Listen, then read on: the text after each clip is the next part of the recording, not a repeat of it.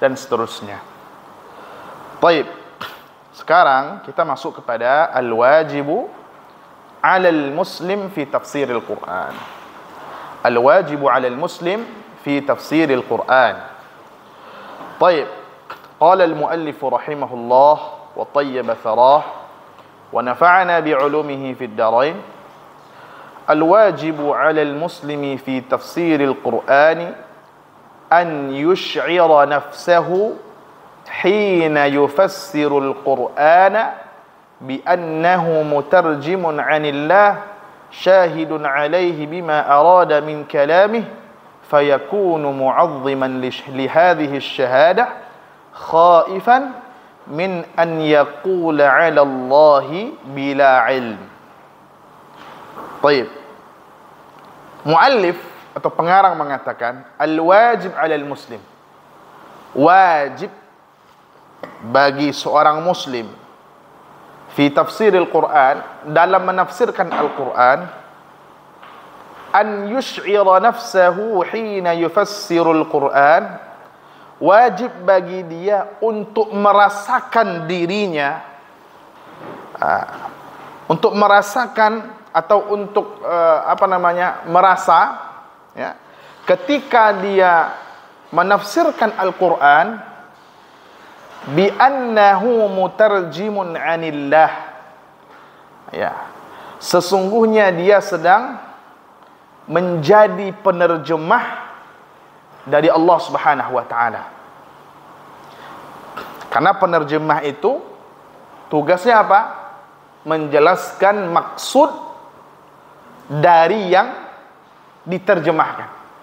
Maka ketika dia menjelaskan Al-Quran, maka hendaklah ia merasa bahwa dia yang sedang dia jelaskan itu adalah firman Allah Subhanahu wa taala. Berarti dia sedang menjelaskan maksud yang Allah katakan. Tidak hanya itu, hendaklah dia merasa syahidun alaih bima arada min kalamihi. Hendaklah dia merasa bahwa dia bersaksi di hadapan Allah Subhanahu wa taala dengan apa yang Allah kehendaki dari firman-firmannya, dengan apa yang Allah maksudkan dari firman-firmannya. Jadi seorang itu ketika dia menafsirkan Al-Quran, dia harus merasa bahwa dia sedang menjelaskan maksud yang Allah katakan. Kemudian dia harus merasa bahwa dia bersaksi di hadapan Allah mengenai apa yang ia jelaskan tadi, ya, mengenai apa yang dia jelaskan tadi. Jadi ini sebenarnya Bapak Ibu, ketika seorang menafsirkan Al-Quran itu, dia itu merasa bahwa pekerjaan itu bukan pekerjaan yang ringan, perbuatan itu bukan perbuatan yang sepele, tetapi perbuatan yang resikonya cukup besar sebenarnya. Resikonya cukup besar sebenarnya. Ya, jadi dia harus betul-betul memahami, betul-betul menghormati, mengagungkan, ya, apa yang ia jelaskan. Jangan sampai dia berkata tanpa ilmu. Ya. Fayakunu mu'azziman li hadhihi syahadah khaifan. Jadi kalau dia tahu, dia merasakan demikian, ya, dia akan mengagungkan hadhihi syahadah. Dia akan mengagungkan persaksian ini. Nah, tidak hanya itu, dia khaif. Dia merasa takut.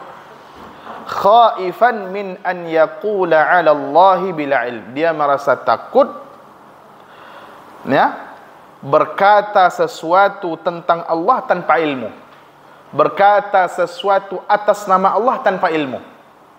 Ya, ini luar biasa ini. Fayaqa'u fima harrama Allah, sehingga dia terjatuh kepada hal yang diharamkan oleh Allah. Berkata tentang Allah tanpa ilmu, atau berkata atas nama Allah tanpa ilmu itu luar biasa itu, Bapak Ibu yang dirahmati Allah. Diharamkan oleh Allah Subhanahu wa taala. Fayukhza bidzalika yaumal qiyamah, sehingga dia terhina karena hal tersebut di hari kiamat. Karena berbicara tanpa ilmu mengenai Al-Qur'an, mengenai kalamullah, mengenai hukum-hukum Allah, ya, dia terjatuh kepada hal yang diharamkan oleh Allah, kemudian di hari kiamat dia terhina. Firman Allah Subhanahu wa taala dalam surat Al-A'raf ayat 33, Allah katakan, "Qul innama harrama rabbiyal fawahisha ma zahara minha wa ma batan wal ithma wal baghya bighairil haqq wa an tusyriku billah ma lam yunazzil bihi sultana wa an taqulu 'ala Allah ma la ta'lamun." Ya. Ya. Ada Bunda? Jadi apa kata Allah? Saya enggak hadir. Oh ya, ini Bunda. Ini. Yang ini dia. Ini dia, qul innama harrama rabbiyah. Ya. Allah berfirman, ya, qul innama harrama rabbiyal fawahisha ma dhahara minha wa ma batan. Katakanlah wahai Muhammad, sesungguhnya Rabbku mengharamkan al-fawahish, perbuatan keji, ma dhahara minha wa ma batan, apa yang terlihat dan apa yang tersembunyi dari perbuatan keji tadi, wal ithma, dan perbuatan dosa, wal baghya bighairil haqq, ya, perbuatan zalim, pembangkangan, bighairil haqq, tanpa adanya alasan yang benar, wa an tusyriku billah ma lam yunazzil bihi sultana, dan mengharamkan mempersekutukan Allah dengan sesuatu, ya. Lalu Allah katakan, wa an taqulu 'ala Allahi ma la ta'lamun, ya, dan Allah juga mengharamkan kamu berkata-kata atas nama Allah padahal kamu tidak mengetahui. Kamu berkata-kata atas nama Allah apa yang tidak kamu ketahui, ya, berkata atas nama Allah tanpa ilmu, diharamkan. Nah, ini Bapak Ibu yang dirahmati Allah. Berkata atas nama Allah tanpa ilmu. Dia mengatakan ayat ini maksudnya, tapi dia tidak ada landasan ilmunya. Nah, maka hati-hati. Bahaya, Pak. Jadi kalau misalnya menjelaskan kepada orang mengenai firman Allah berlandaskan terjemahan saja, bahaya itu. Pertama, membuat orang salah paham bisa. Kedua, itu bisa terjatuh kepada sesuatu yang diharamkan oleh Allah. Berkata atas nama Allah tanpa ilmu. Nah, itu. Nah. Lalu, itu yang pertama, Pak Ibu. Yang kedua, wa yaumal qiyamati taral ladzina kadzabu 'ala Allah wujuhum muswaddah. Dan pada hari kiamat kamu melihat orang-orang yang berdusta atas nama Allah. Wujuhuhum muswaddah. Wajah-wajah mereka gelap, menghitam. Alaysa fi jahannama mathwan lil mutakabbirin, bukankah jahannam itu tempat kembali bagi orang-orang yang sombong? Ya. Dalam ayat yang kedua ini, maka seakan-akan orang-orang yang berbicara atas nama Allah tanpa ilmu itu sama dengan orang yang berdusta atas nama Allah. Maka ketika hari kiamat dia dihinakan. Apa kehinaannya? Wajahnya menjadi gelap, menjadi hitam, muswaddah.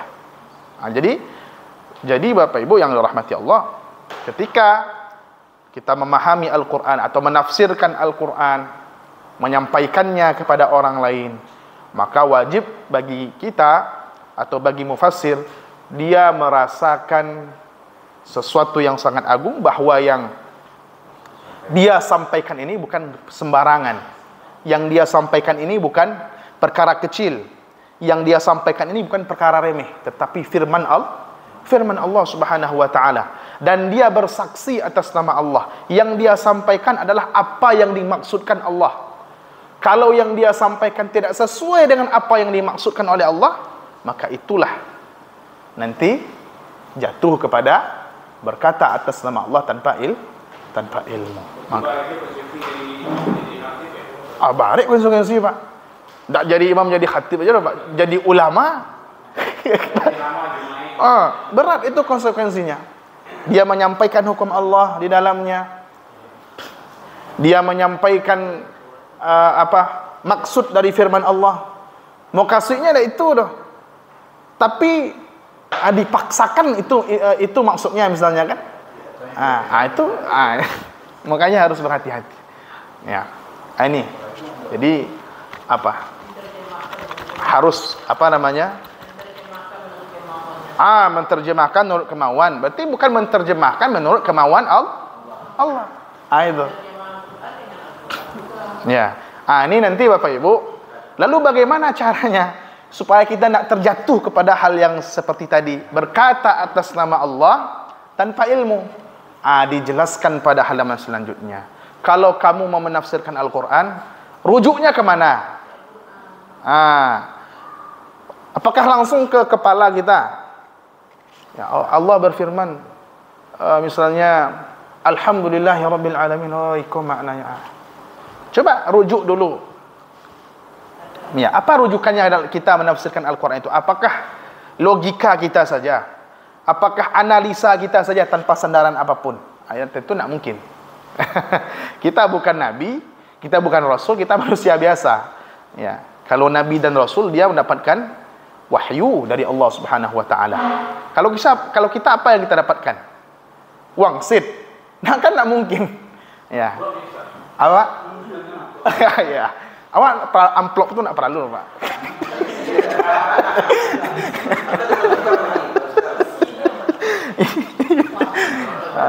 Nah, baik.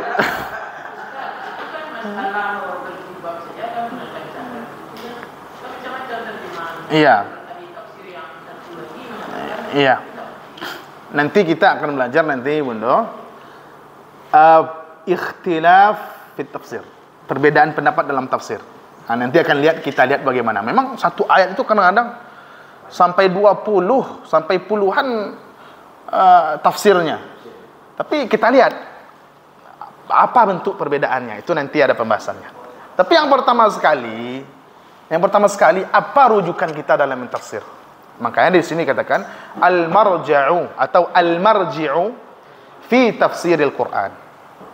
Al-marji'u fi tafsiril Quran. Apa rujukan kita dalam menafsirkan Al-Quran? Mana? Syajaratul khuldi kan ada. Iya.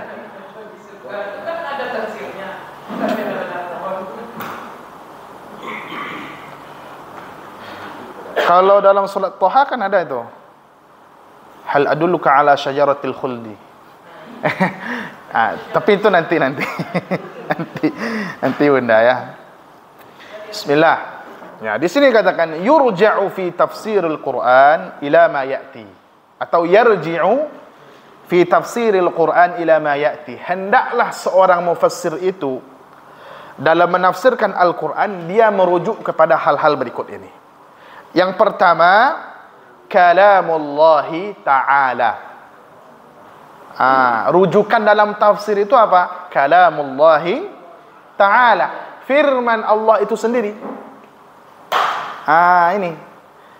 Jadi Al-Quran ditafsirkan dengan Al-Quran. Ayat ditafsirkan dengan ayat. Ya. Atau at-tafsirul Qur'ani. Ada yang menyebutnya at-tafsirul Qur'ani. Menafsirkan Al-Quran dengan Al-Quran. Artinya menafsirkan ayat dengan ayat. Qala huna kalamullahi ta'ala fayufassaru al-Qur'anu bil-Qur'an, atau fayufassiru al-Qur'ana bil-Qur'an. Ya. Hendaklah seorang penafsir itu dia menafsirkan Al-Quran dengan Al-Quran. Kenapa? Li'anna Allah Ta'ala huwa alladhi anzalahu wa huwa a'lamu bima arada bih. Kenapa? Yang menurunkan Al-Quran ini siapa? Allah.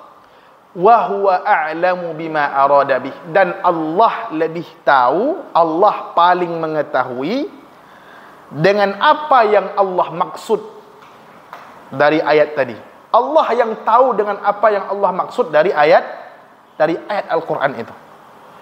Ya. Contoh, apa contohnya menafsirkan Al-Quran dengan Al-Quran? Ya, qauluhu ta'ala, ala inna awliya Allahi la khawfun alaihim wa la hum yahzanun. Ketahuilah sesungguhnya wali-wali Allah itu tidak ada rasa takut pada diri mereka dan mereka tidak bersedih. Menjadi pertanyaan bagi kita, siapa wali-wali Allah itu? Bagaimana orangnya? Sebagian orang mengatakan wali-wali Allah itu yang bisa salat di atas air.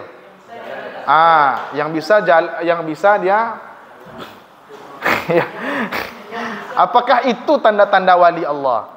Ternyata Al-Quran sendiri menafsirkan aulia Allah itu bukan yang demikian, bukan kesaktian. Ya, tetapi kata di sini disebutkan faqad fussira auliyaullahi biqaulihi fil ayati allati taliha alladzina amanu wa kanu yattaqun. Maka sungguh telah ditafsirkan kata aulia Allah itu dengan firman Allah pada ayat berikutnya.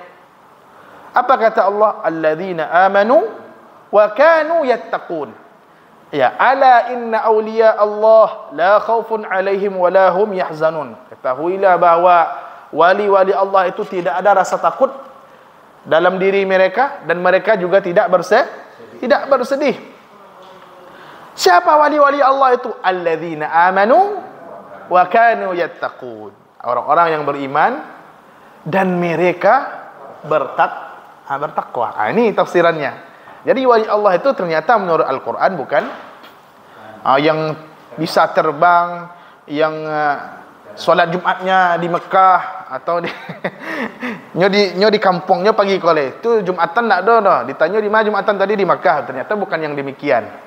Ternyata yang menjadi standar kewalian Al-Quran itu apa? Iman dan takwa. Apa dalilnya? Ini dalilnya. Alladzina amanu wa kanu yattaqun. Itulah yang Allah maksud dengan wali-walinya. Ya.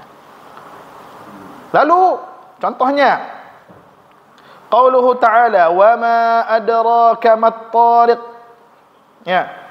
Wa ma adraka mat-tariq, dan tahukah kamu apa itu at-tariq? Ya, at-tariq itu kan artinya bintang. Ya. Faqad fussira at-tariq biqaulihi fil ayati tsaniyah an-najmu ats-tsaqib.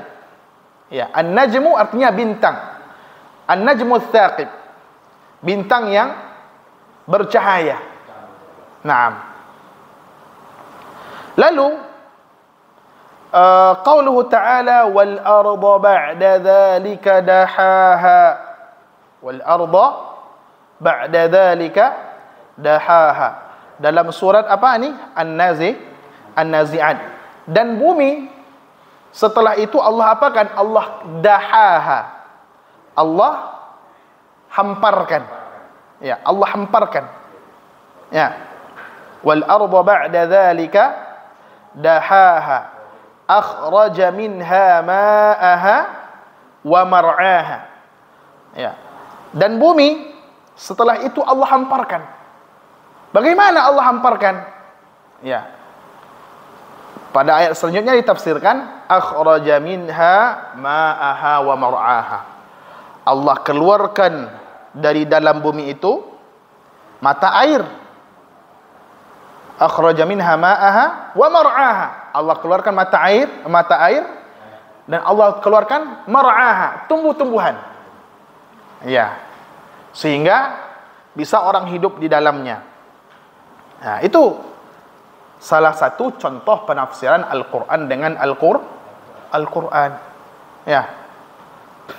Penafsiran Al-Quran dengan Al-Quran. Sama juga dengan ini, perbuatan Rasulullah itu pernah menafsirkan Al-Quran dan Al-Quran, Bapak Ibu. Ketika para sahabat membaca surah Al-An'am, alladzina amanu wa lam yalbisu imanahum bizulmin ulaika lahumul amnu, ya, orang-orang yang beriman walam yalbisu imanahum bizulmin, dan tidak bercampur keimanan mereka dengan kezaliman, merekalah yang mendapatkan rasa aman di akhirat. Para sahabat kebingungan, Bapak Ibu, kebingungan dan takut. Kalau dipikir-pikir ayat Qaha, orang-orang yang mendapatkan keamanan di akhirat itu, rasa aman di akhirat itu, orang-orang yang beriman dan tidak pernah keimanan mereka bercampur dengan kezaliman.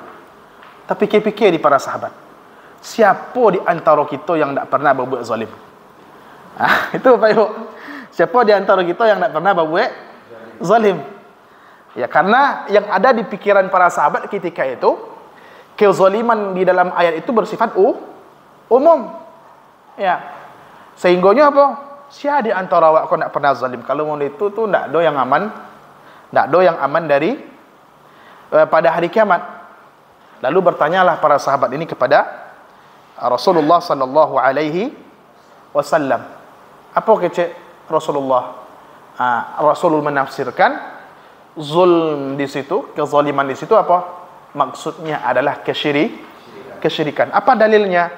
Surat Luqman. Ya, inna syirka la zulmun azim. Sesungguhnya kesyirikan itu adalah kezaliman yang sangat besar. Rasul pun menafsirkan Al-Quran dengan Al-Quran. Nah, itu Pak Ibu ya, salah satu contohnya. Luqman. Pokoknya halaman keduanya. Halaman keduanya. Mudah mencarinya itu. Ya bunayya la tusyrik billah, inna syirka la zulmun azim. Inna syirka la zulmun azim. Ya, baris kedua. Betul. Baik. Itu ya Pak Ibu ya. Jadi rujukan pertama kita dalam menafsirkan Al-Quran adalah Al-Quran itu sendiri. Makanya bagi penafsir Al-Quran, walaupun ada yang tidak mewajibkan, tetapi hendaknya dia juga hafal Quran. Hendaknya dia juga hafal Quran. Ya. Ya. Ya. Itu yang Ustaz yang menafsirkan secara tafsir lughawi itu gimana? Secara tafsir lughawi. Nanti Bunda. Rujukan keempat lughah. Ada nanti. Tapi rujukan pertamanya apa? Al-Quran. InsyaAllah kita masuk ke sana nanti. Rujukan kedua dalam menafsirkan Al-Quran itu adalah kalamu Rasulullah sallallahu alaihi wasallam. Tapi sebelum kita masuk kepada yang kedua ini, ada tafsir yang khusus dia menafsirkan Al-Quran dengan Al-Quran. Nama tafsirnya Adwa'ul Bayan. Adwa'ul Bayan, Bunda. Syekh Muhammad Amin Asy-Shinqiti. Ini beliau ni luar biasa ini. Adwa'ul Bayan fi tafsiril Qur'ani bil Qur'an. Adwa'ul Bayan fi tafsiril Qur'ani bil Qur'an. Ada Bunda, cuman entah sudah diterjemahkan atau entah belum kan.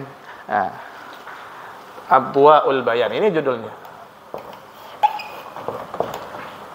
Adwa'ul Bayan.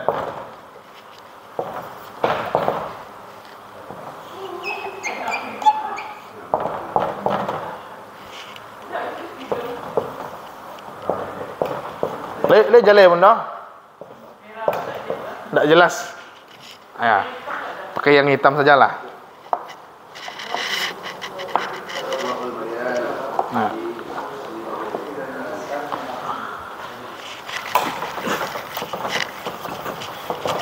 Pengarangnya ulama besar ini. Ulama besar ini pengarangnya dari Mauritania. Ya. Adwa'ul Bayan.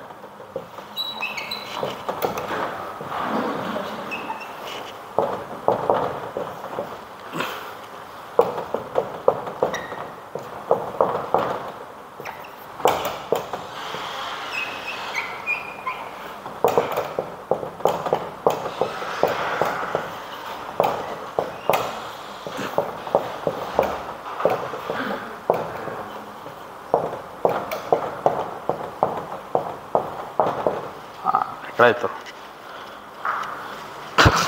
Lalu yang kedua yang menjadi rujukan tafsir itu Bapak Ibu, kalamur Rasul, kalamu Rasulillah sallallahu alaihi wasallam fayufassirul Qur'anu bis sunnah atau fayufassarul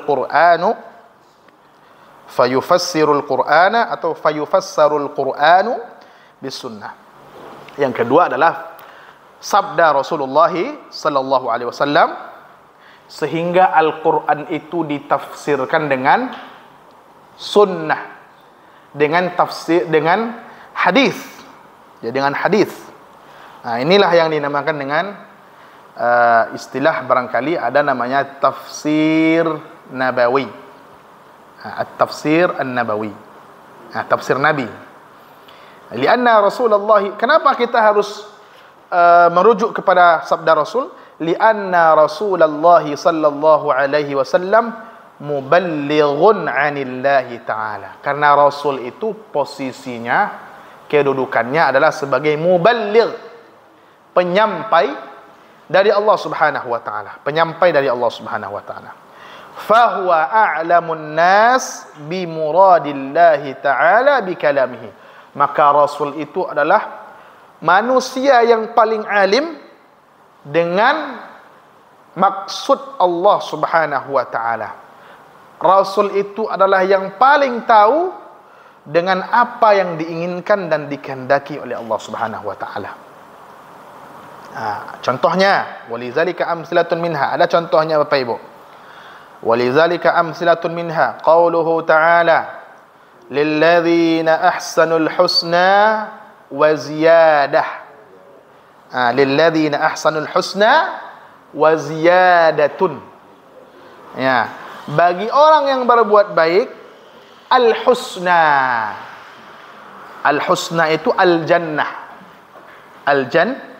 Al-jannah wa ziyadah, dan tambahan. Dan tambahan. Lilladzina ahsanul husna wa ziyadah. Bagi orang yang berbuat ihsan, dia mendapatkan surga wa ziyadah. Tambahan. Apa tambahan itu? Kemudian ditafsirkan, faqad fassara an-nabiy sallallahu alaihi wasallam az-ziyadah bin nazari ila wajhillahi ta'ala. Ya. Nabi Muhammad sallallahu alaihi wasallam menafsirkan az-ziyadah dalam ayat tadi dengan an-nazar ila Allah. An-nazaru ila wajhillahi ta'ala.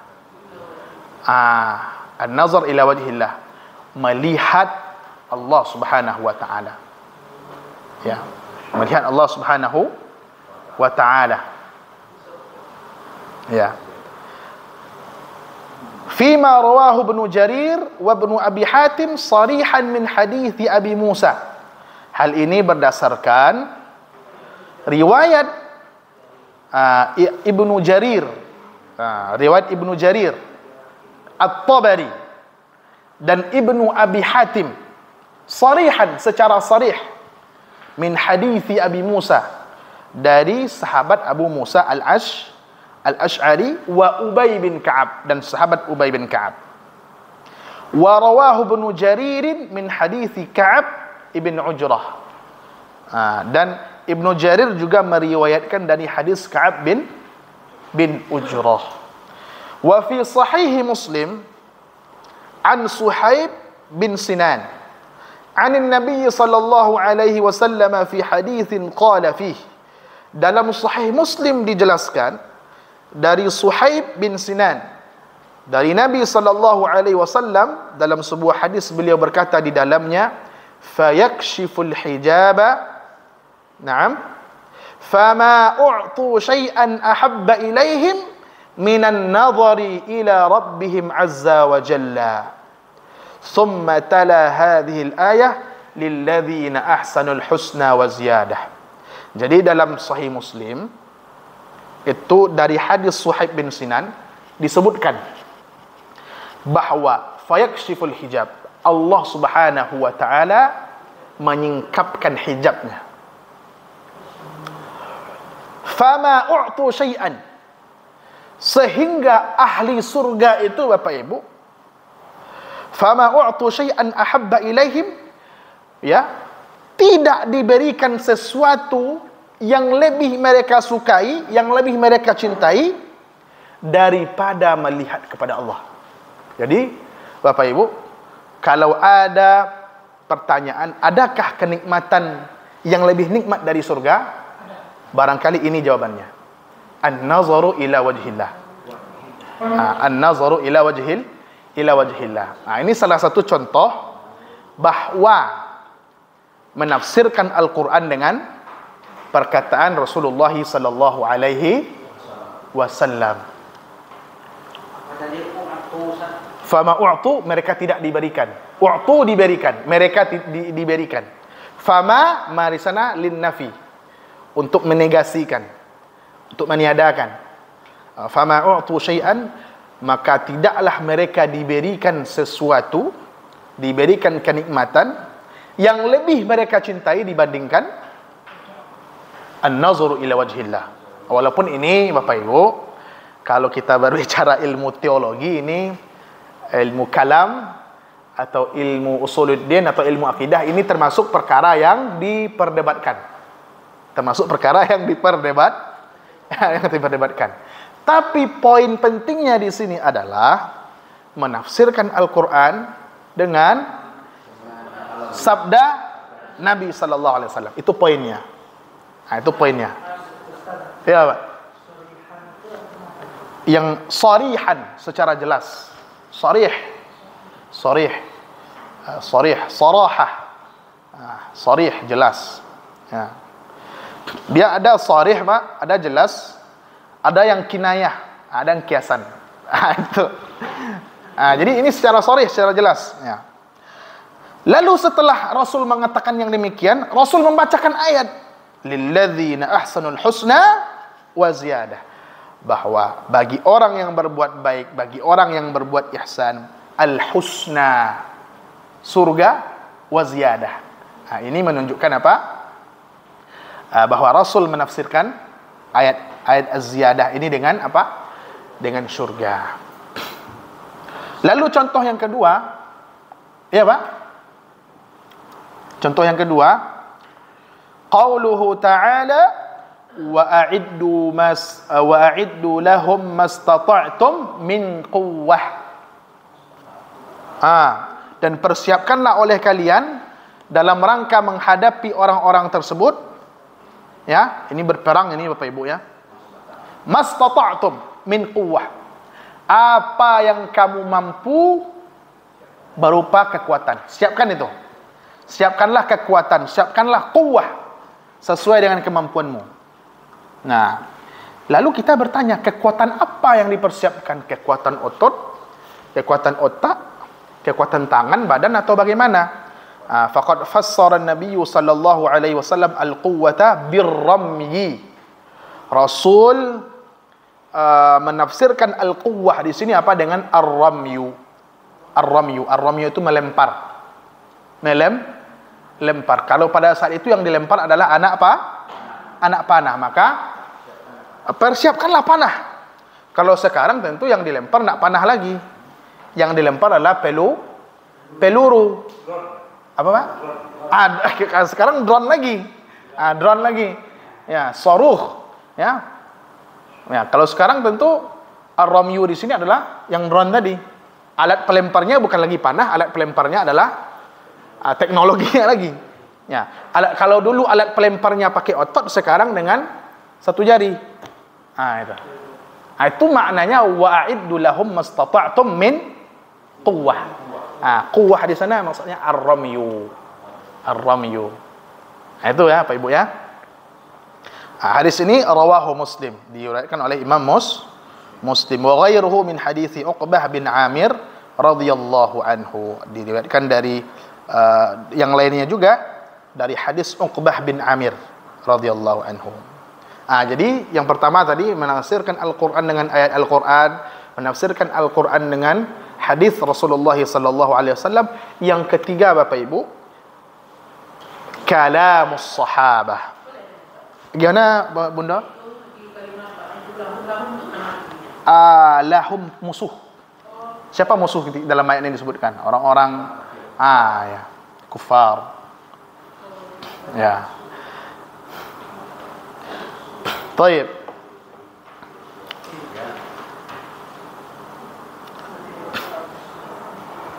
Kalamus sahabah. Yang ketiga adalah kalamu as-sahabah. Kalamus sahabah itu maksudnya Bapak Ibu, perkataan atau pendapat para sahabat. Perkataan sahabat radhiyallahu anhum. La siyama dzawul ilmi minhum wal inayati bit tafsir. Terutama para sahabat yang memiliki keilmuan, yang ulamanya, dan sahabat yang memiliki perhatian terhadap tafsir. Ibnu Mas'ud, Zaid bin Thabit, Aisyah, ya, Ibnu Abbas, ya. Banyak itu Bapak Ibu yang dirahmati Allah. Kenapa sahabat ini menjadi rujukan kita? Nah, li'anna al-Qur'ana nazala bi lughatihim fi 'asrihim. Karena Al-Qur'an itu turun dengan bahasa mereka. Al-Qur'an itu turun dengan bahasa mereka. Kalau Al-Quran ini dibandingkan dengan zaman sekarang, jauh Bapak Ibu. Dan bahasa Arab yang ada zaman sekarang, jauh sekali. Tapi dengan Al-Quran ini karena turunnya di masa sahabat, kita rujuk pemahamannya kepada masa mereka. Li'anna al-Qur'ana nazala bi lughatihim fi asrihim. Karena Al-Quran itu turun dengan bahasa mereka pada zaman mereka. Mereka melihat bagaimana wahyu itu turun kepada Rasul, bagaimana berkeringatnya Rasul ketika turun wahyu itu. Ya. Wali annahum ba'dal anbiya'i asdaqun nas fi talabil haqq. Dan karena para sahabat itu asdaqun nas, manusia yang paling jujur setelah para nabi, ya. Manusia yang paling jujur fi talabil haqq, dalam mencari kebenaran. Ya. Wa aslamuhum minal ahwa, yang paling selamat dari hawa nafsu. Wa atharuhum minal mukhalafah allati tahulu bainal mar'i wa bainat taufiqi lis-shawab. Dan orang yang paling bersih dari penyelisihan, ya, dari mukhalafah, ya, dari penyelisihan terhadap perintah Allah, perintah Rasul, yang mana hal tersebutlah yang menghalangi seseorang dari taufiq lis-shawab, yang menghalangi seseorang mendapatkan taufik, mendapatkan kebenaran, ya.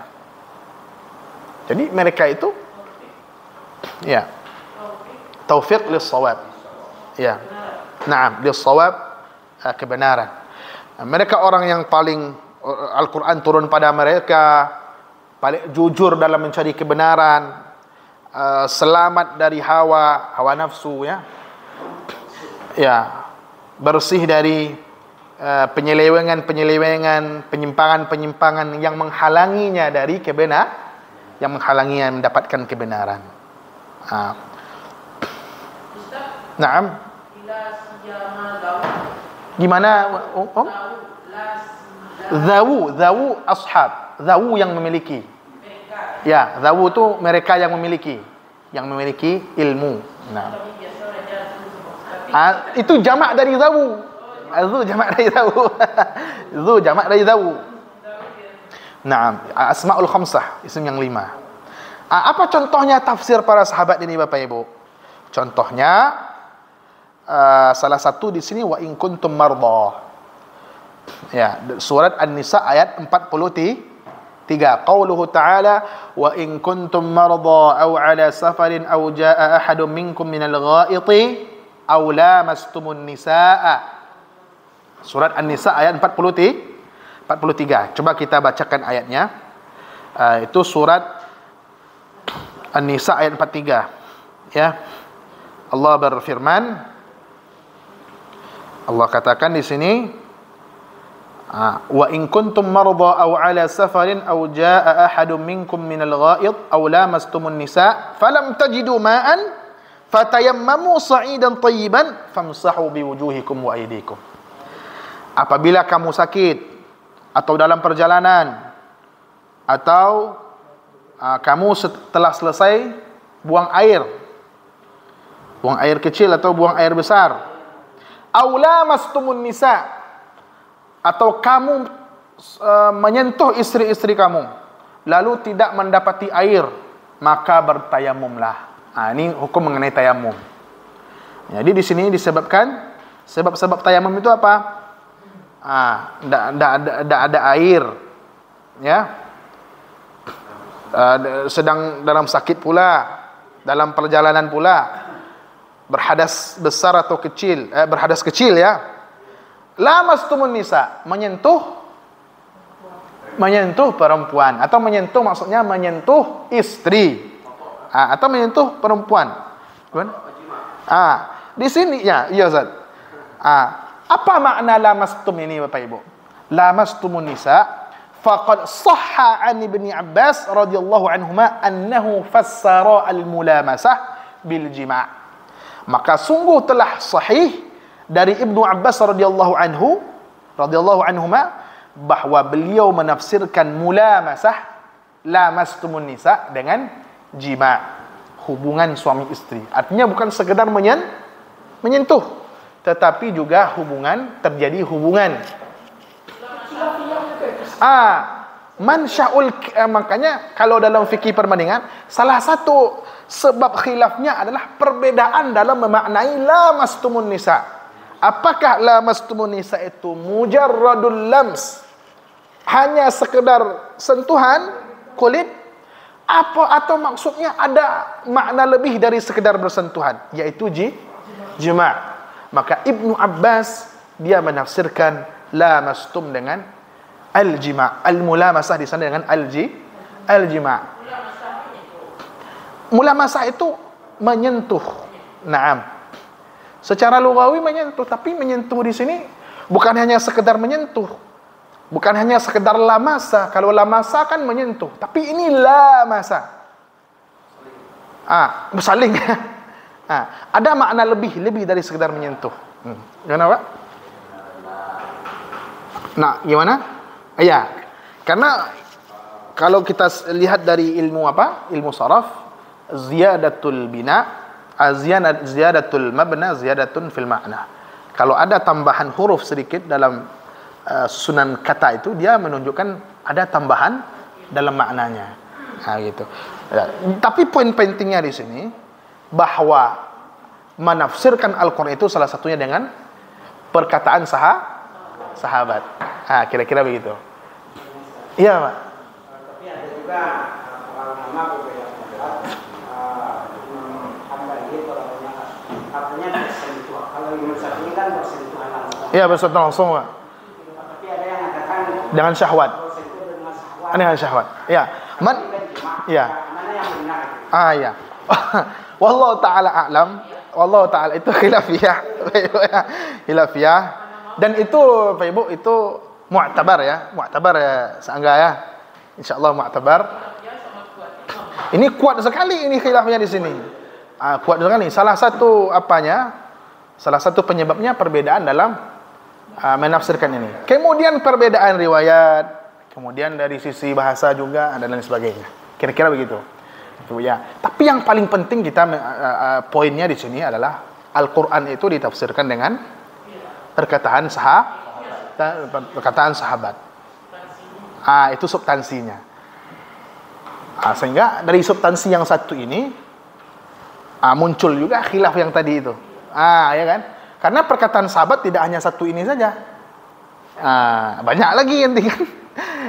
Banyak lagi apanya? Itu biasa itu. Khazanah dalam keilmuan Islam. Khazanah dalam tafsir, dalam menafsirkan Al-Quran. Ya. Lalu Bapak Ibu yang dirahmati Allah, ada lagi contohnya Bapak Ibu. Para sahabat itu, kalau ini contoh dari kitab lain ini salah. Waktu dulu baca Manna Khalil Al-Qattan itu, salah satu contohnya dalam surat Abasa.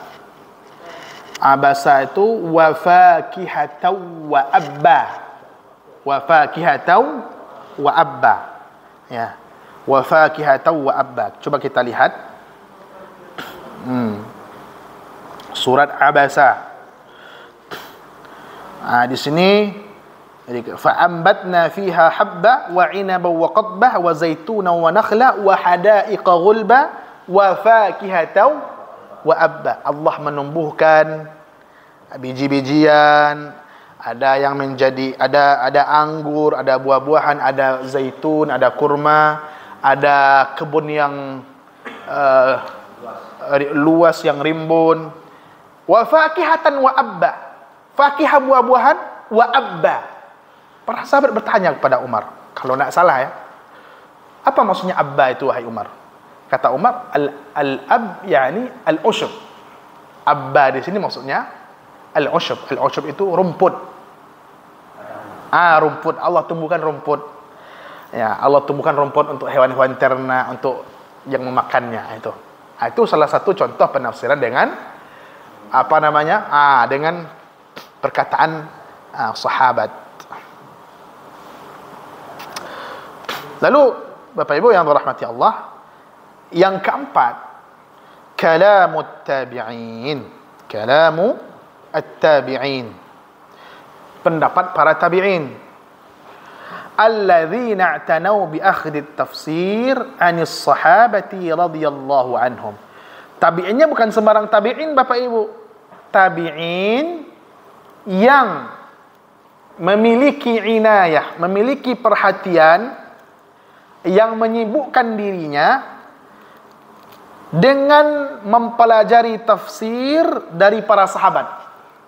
Mempelajari tafsir dari para sahabat radhiyallahu anhum. Ya. Makanya Bapak Ibu, kalau dalam tafsir itu setidaknya dalam ilmu-ilmu keislaman itu kan muncul itu 3 madrasah. 3 madrasah itu 3 sekolah lah, kalau kita terjemahkan 3 madrasah dalam keilmuan. Ada madrasah